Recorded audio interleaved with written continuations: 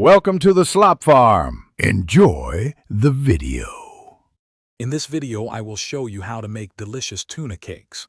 First, let's gather our simple ingredients. You will need 2 cans of drained tuna, 1 large egg, and 1/4 cup of mayonnaise.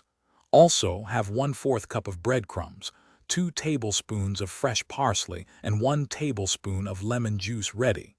Don't forget 1 teaspoon of Dijon mustard, plus salt and pepper for perfect seasoning. These ingredients form the flavorful base for your easy meal. Now let's combine everything to create our tuna cake mixture. Start by flaking the drained tuna in a medium bowl. Then add the egg, mayonnaise, breadcrumbs, fresh parsley, lemon juice, and Dijon mustard. Season generously with salt and black pepper, mixing until all ingredients are thoroughly combined.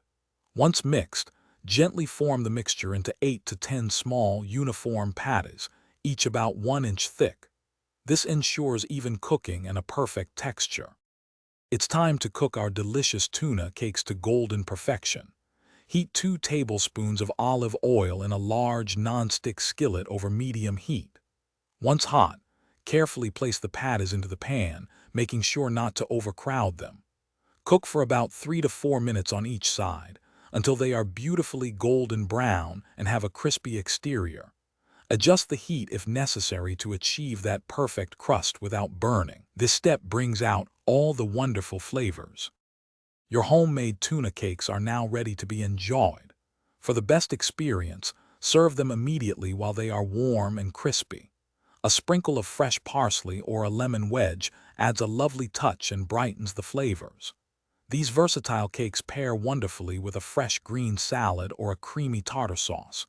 If you have any leftovers, they can be stored in the refrigerator for up to 3 days and gently reheated. Enjoy your delicious creation. Thanks for watching. Consider subscribing if we helped you today.